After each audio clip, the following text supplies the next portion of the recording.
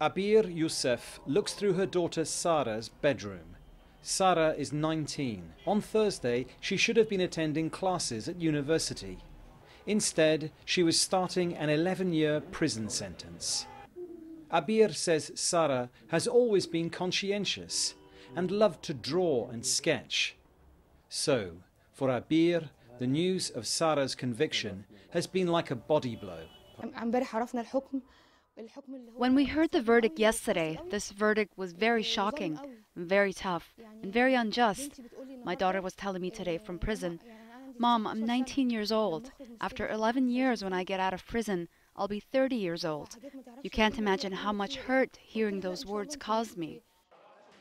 Sarah was one of 21 women and girls found guilty by courts in Alexandria of a series of charges, including thuggery, illegal gathering, and damage of property. They had formed a human chain during protests against the military-led government several weeks ago. Mahmoud Gaber is a lawyer representing the women and girls. He says he believes the case has been politicized, and the facts clearly show his clients are innocent. There is no evidence at all in the papers of the lawsuit against my clients. From the moment they were arrested, through the investigation until the judge announced the verdict and the sentence, there is not one eyewitness saying these women committed these crimes. Human rights groups have condemned both the trial and the sentences and say Egypt must do away with laws and punishments more reflective of the old Egypt. This sentence has been given under an old law, an old law from 1923, so it's not even the newly adopted law that we at Human Rights Watch, but also other human rights groups, have considered extremely restrictive.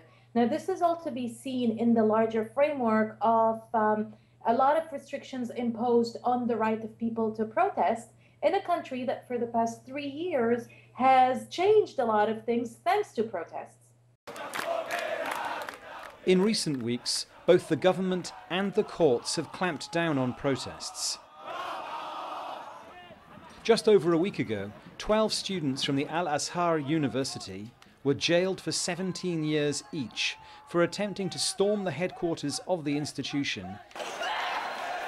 This week has seen the imposition of a new law to regulate protests, which has drawn widespread opposition from political groups. But the government says it will strictly implement the new law, which it says protects the rights of both protesters and the ordinary citizen. The severity of the sentences given to the women and girls in Alexandria and to the students in Azhar University has shocked many people here and led them to question the independence of Egypt's judiciary. Dominic, Kane, Al Jazeera, Cairo.